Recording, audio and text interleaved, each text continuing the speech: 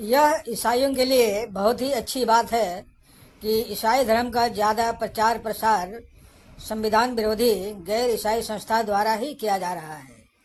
इधर लगभग 2020 के बाद कुछ संविधान विरोधी गैर ईसाई संस्थाओं द्वारा बहुत ही सहजता के साथ यह आरोप लगा दिया जाता है कि ईसाई स्कूल, मिशनरी तथा पास्टर, ईसाई सेवक आदि गैर ईसाइयों को पैसे का लालच और प्रलोभन देकर ईसाई बना रहे हैं। यह पत्रकारों और संवाददाताओं के लिए एक अच्छा मसाला मिल जाता है और इसे न्यूज़ बनाकर टीवी, वीडियो, समाचार पत्र आदि में खूब प्रचार प्रसार किया जाता है। पर मैं एक संवेदनशील नागरिक होने के कारण मानता हूँ कि ऐसा बिल्कुल भी नहीं है और ना होता ही है। भाई, मैंने देखा है कैथोलिक में प्रीस्ट लोगों को केवल जेब खर्च ही मिलता है और पास्टर भाई तो खुद अपने परिवार के जीविका के लिए नौकरी करते हैं और उन्हें इसके एवज में मामूली तनख्वाह दिया जाता है। उल्टे ईसाई भाई बहनों द्वारा चर्च में गरीबों की सेवा के लिए तथा चर्च के अन्य कामों के लिए चंदा लिया जाता है।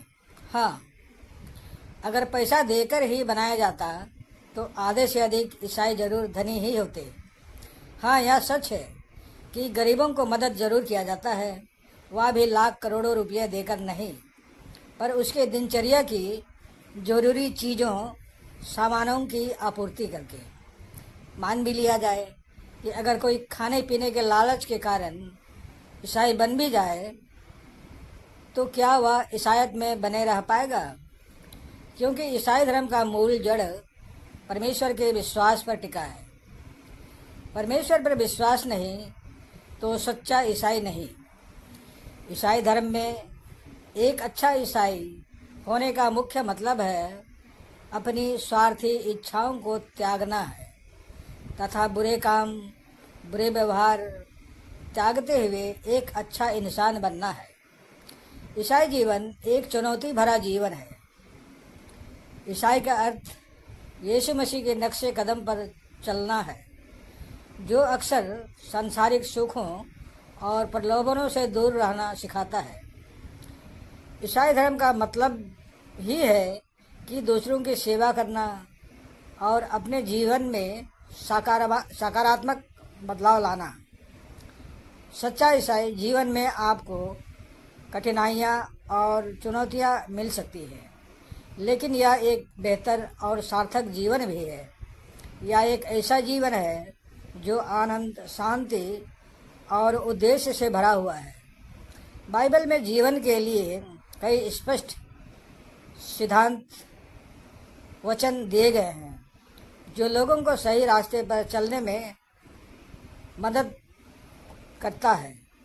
अगर पैसा देकर ईसाई बनाया जाता तो ईसाई बनने के लिए लाइन लगी होती, परंतु सच तो यह है कि गैर ईसाई लोग ईसाइयों द्वारा किए गए अच्छे कार्यों और परमेश्वर के चमत्कारिक कार्यों के कारण ही आगे आते हैं और अपना जीवन बदलते हैं। आज मैं आपको अपने ही बारे बता दूं। मैं जब ईसाई स्कूल में हाई स्कूल के बोर्डिंग में पढ़ रहा था, तब वहाँ हॉस्टल में 70% बच्चे गैर ईसाई थे।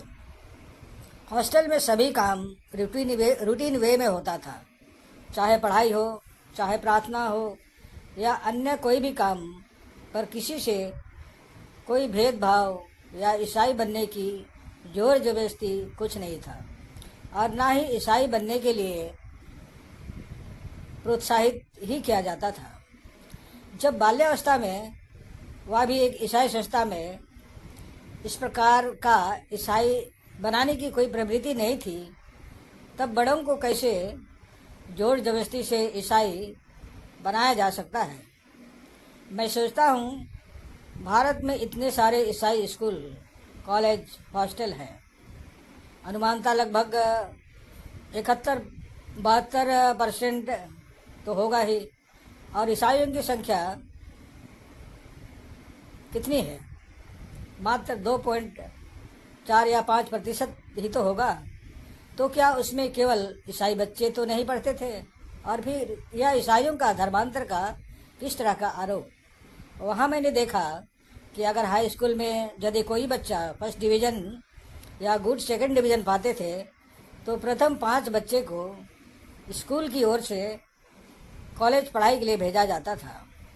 उस 5 बच्चों में गैर ईसाई, ईसाई दोनों गरीब बच्चों को शामिल किया जाता था। इसीलिए किसी को भी जबरन ईसाई बनाना बहुत ही मुश्किल है।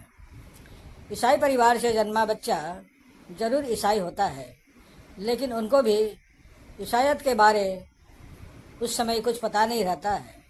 लेकिन बाद में वह अपने परिवार, रिश्तेदार, चर्च में प्रभु परमेश्वर को जानता है और इस पर विश्वास करता है।